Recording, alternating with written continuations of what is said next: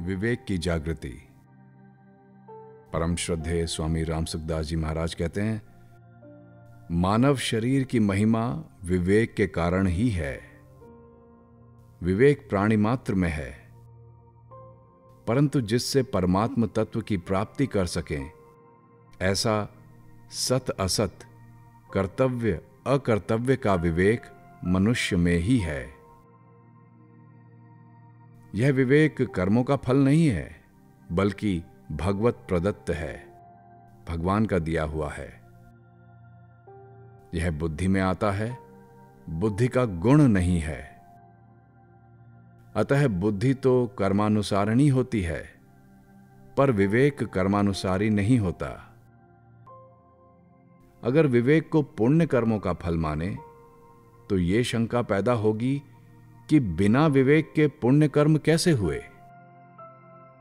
कारण कि ये पुण्य कर्म है और ये पाप कर्म हैं, ऐसा विवेक पहले होने पर ही मनुष्य पापों का त्याग करके पुण्य कर्म करता है।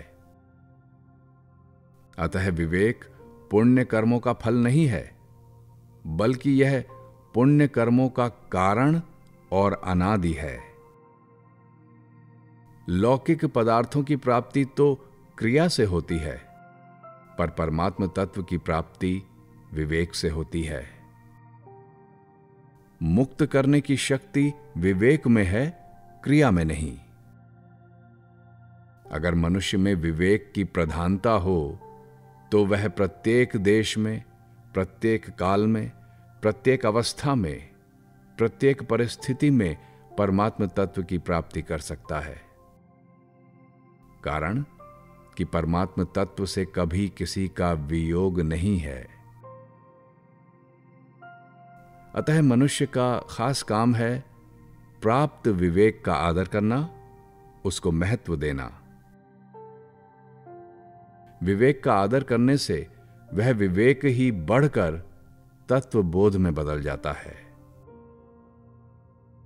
प्रश्न: अंतःकरण को शुद्ध किए बिना विवेक का आदर कैसे होगा?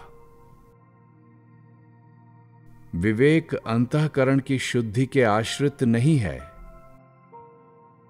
बल्कि अंतःकरण की शुद्धि विवेक के आश्रित है।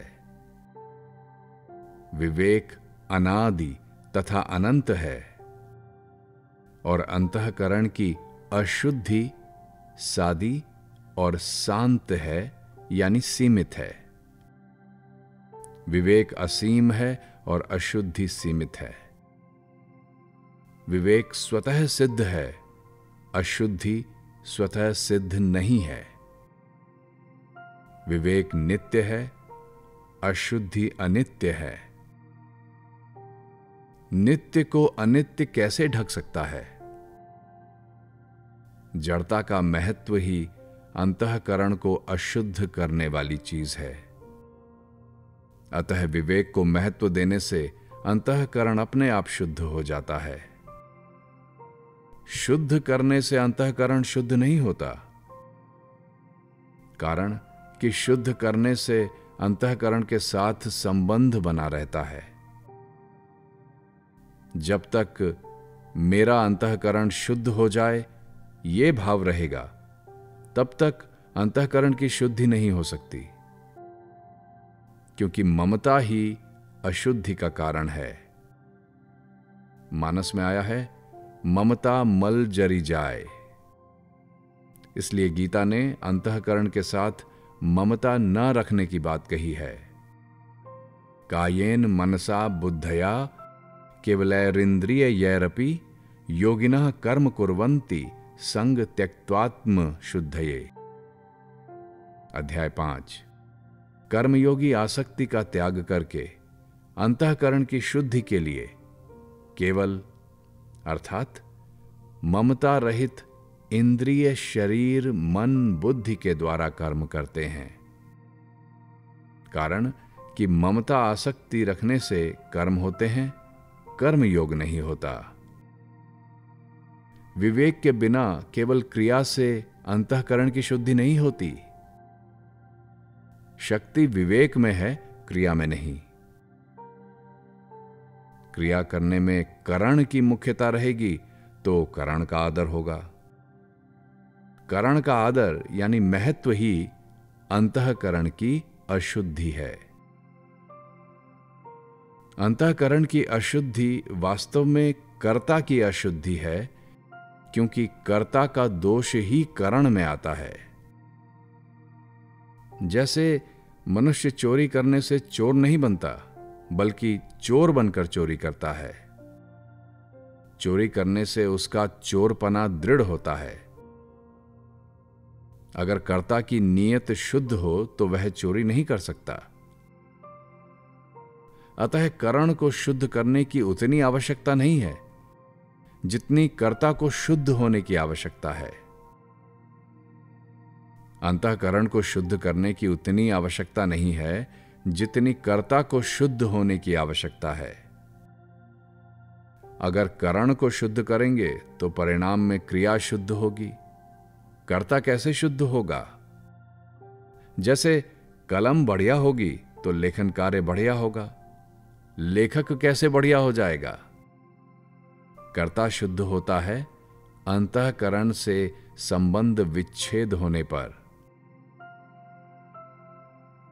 और अंतःकरण से संबंध विच्छेद होता है विवेक का आदर करने से।